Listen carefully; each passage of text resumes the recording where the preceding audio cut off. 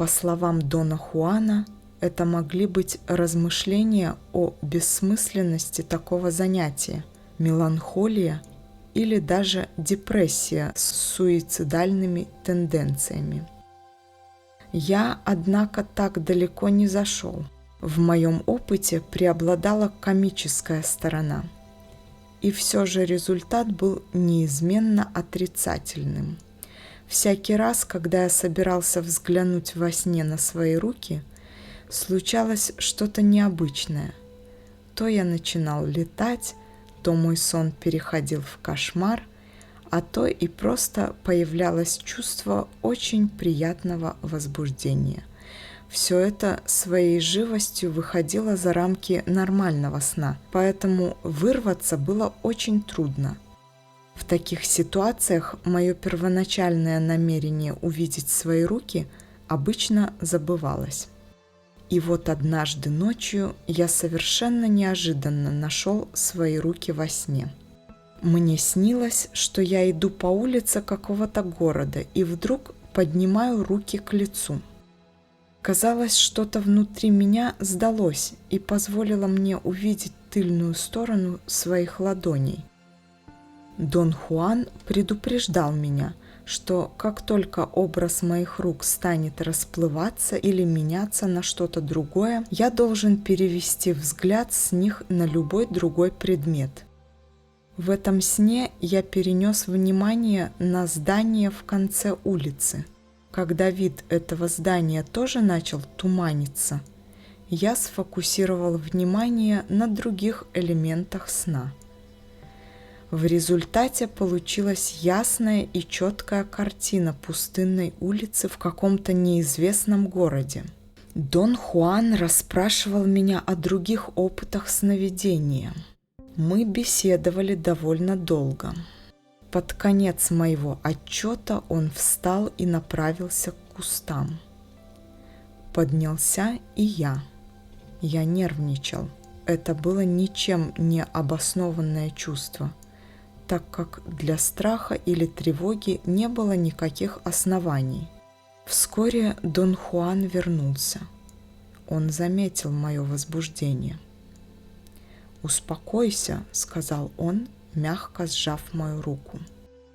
Усадив меня, он положил мне на колени блокнот и велел писать. Он сказал, что я не должен беспокоить место силы ненужными вибрациями страха или нерешительности.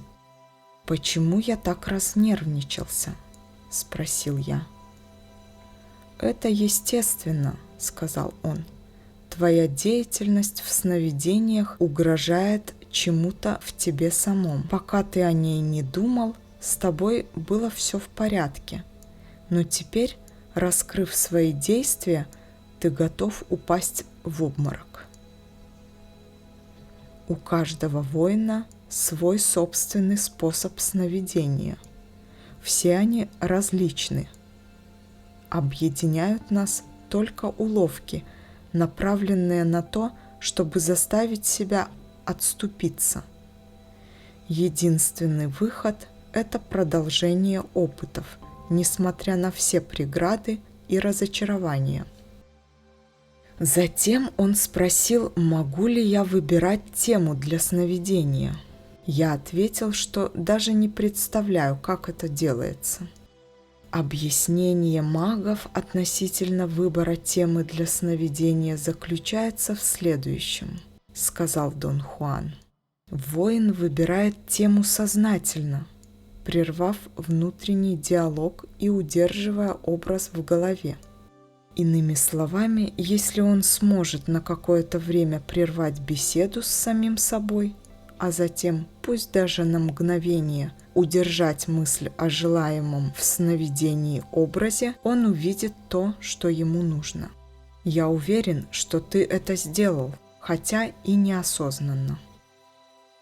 После длинной паузы Дон Хуан начал принюхиваться. Похоже было, что он прочищает нос. Несколько раз он с силой выдохнул, при этом мышцы его живота сокращались рывками в такт коротким отрывистым вдохом.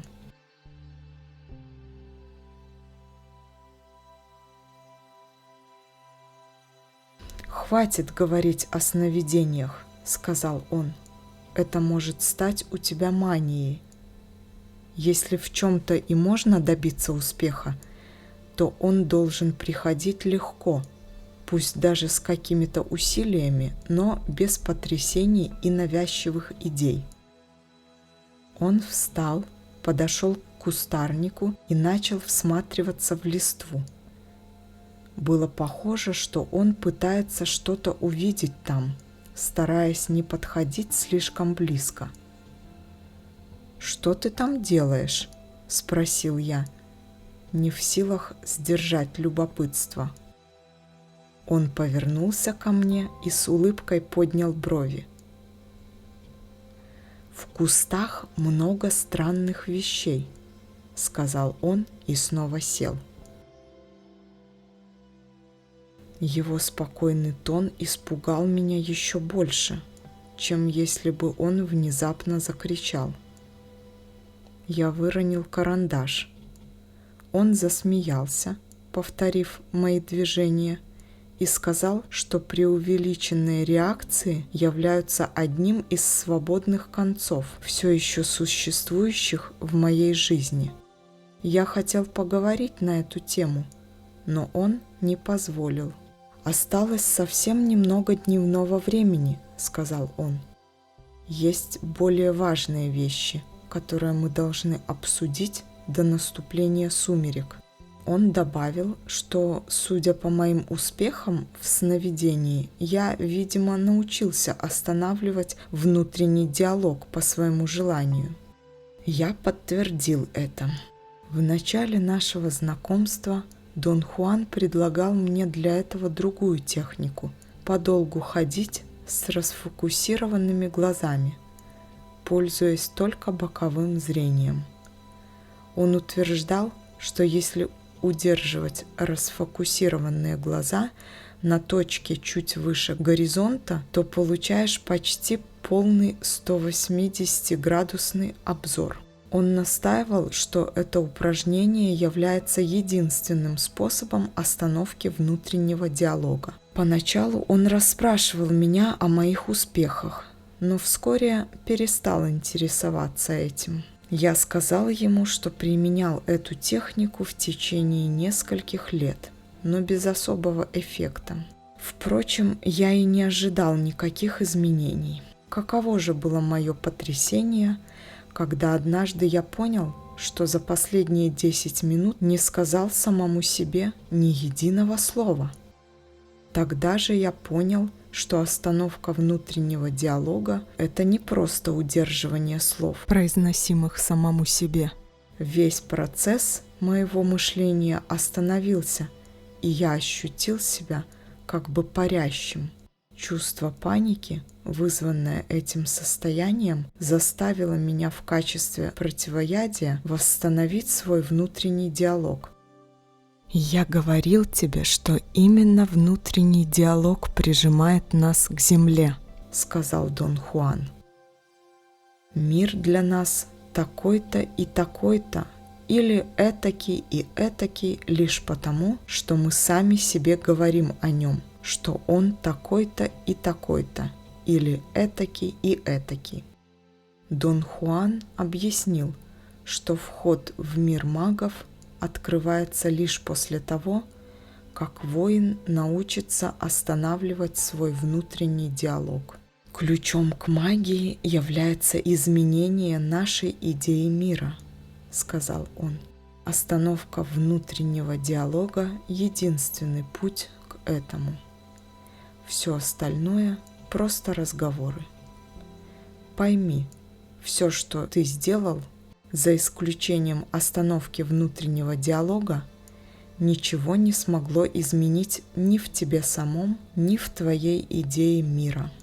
Суть в том, что такое изменение не может быть вызвано силой, вот поэтому учитель и не обрушивается на своих учеников. Это привело бы их лишь к депрессии и навязчивым идеям». Он попросил подробно рассказать и о других случаях остановки внутреннего диалога, которые у меня были. Я рассказал все, что мог вспомнить. Мы беседовали долго. Стемнело, и я не мог больше говорить и записывать одновременно. Заметив это, Дон Хуан рассмеялся. Он сказал, что я выполнил еще одну задачу магии, писал, не концентрируясь на этом. В этот момент я осознал, что до сих пор совершенно не уделял никакого внимания процессу записывания. Казалось, это была отдельная деятельность, с которой я не имел ничего общего. Я был озадачен. Дон Хуан попросил меня сесть рядом с ним в центре круга. Он сказал, что наступили сумерки, и мне опасно сидеть так близко к кустам. Я невольно вздрогнул и придвинулся к нему. Он велел мне сесть лицом к востоку, успокоиться и остановить внутренний диалог. Но я был слишком возбужден, чтобы сделать это.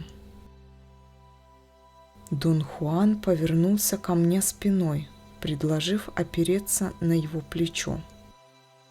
Он сказал, что я должен остановить свои мысли, а затем повернуть лицо к кустам на юго-востоке и не закрывать глаза. Загадочным тоном он добавил, что от решения поставленной перед мной задачи зависит, буду ли я готов к восприятию новой грани мира магов. Я робко спросил о природе этой задачи. Он мягко усмехнулся.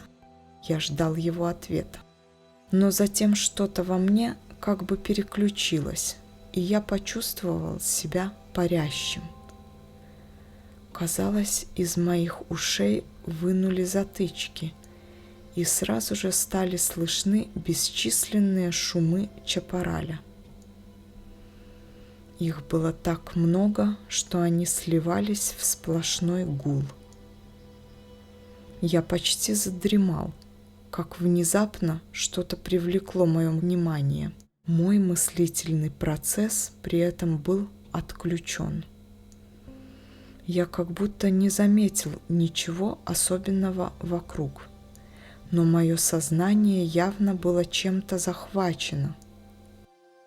Я проснулся окончательно.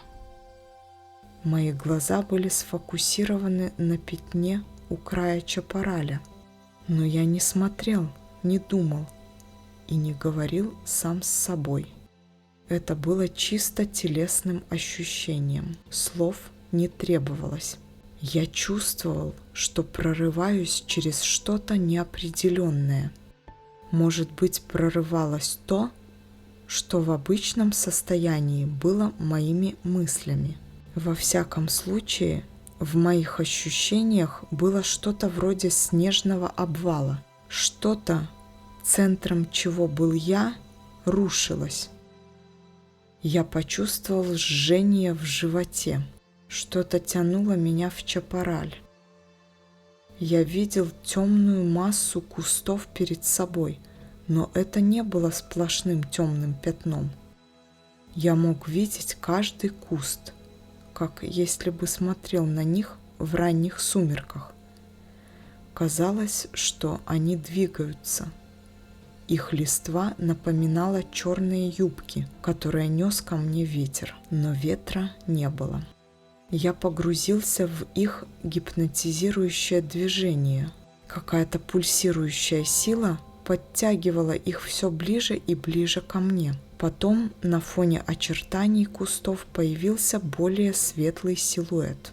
Я сфокусировал глаза сбоку от него и смог различить в нем слабое сияние. Не фокусируясь, я взглянул прямо на него. Появилась уверенность, что светлый силуэт – это человек, прячущийся за кустами. В этот момент я находился в крайне необычном состоянии. Я осознавал и окружающее, и процесс мышления, который оно во мне вызывало. Но я не мог думать так, как обычно. Например, когда я понял, что силуэт, наложенный на кусты, человек, я вспомнил другой подобный случай. Однажды во время ночной прогулки с Доном Хенару я заметил, что позади нас в кустах прячется человек. Но как только я попытался рационально объяснить это явление, человек исчез из виду. Однако в этот раз я почувствовал себя хозяином положения и отказался не только объяснять что-либо, но и думать вообще. В какой-то момент у меня появилось чувство, что я могу удержать человека и заставить его оставаться на месте. Затем я ощутил странную боль в центре живота. Казалось, что-то вырывается из меня, и я уже не мог держать напряженными мышцы брюшного пресса. Как только я сдался, темный силуэт громадной птицы или какого-то летающего существа бросился на меня из чапараля. Было похоже, что человек превратился в птицу. У меня появилось ясно осознанное восприятие страха. Я ахнул и с громким криком опрокинулся на спину. Дон Хуан помог мне подняться. Его лицо было вровень с моим. Он смеялся. «Что это было?» – закричал я. Он прикрыл мне рот рукой и прошептал в самое ухо, что нам нужно покинуть это место спокойно и собранно, словно ничего не произошло. Мы шли бок о бок. Его походка была спокойной и размеренной. Пару раз он быстро оглянулся. Я сделал то же самое и дважды уловил какую-то темную массу, которая, казалось, следовала за нами. Позади я услышал громкий и какой-то неземной крик. На мгновение меня охватил ужас. По мышцам моего живота прошли судороги. Они начались спазматически, и их интенсивность росла до тех пор, пока они буквально не заставили мое тело бежать. Применяя терминологию Дона Хуана, о моей реакции можно сказать, что мое тело под воздействием испуга выполнило бег силы, особую технику передвижения в темноте, которой он обучал меня несколькими годами ранее. Я действовал почти бессознательно и внезапно обнаружил себя в доме Дона Хуана. Очевидно, он следовал за мной, и мы прибежали одновременно. Он зажег керосиновую лампу, поставил ее на потолочную балку и спокойно сказал, чтобы я сел и расслабился. Некоторое время я бежал на месте, пока немного не успокоился. Затем я сел. Он подчеркнуто потребовал, чтобы я вел себя так, словно ничего не случилось, и вручил мне мой блокнот. В спешке я и не заметил, что обронил его. «Что там произошло, Дон Хуан?»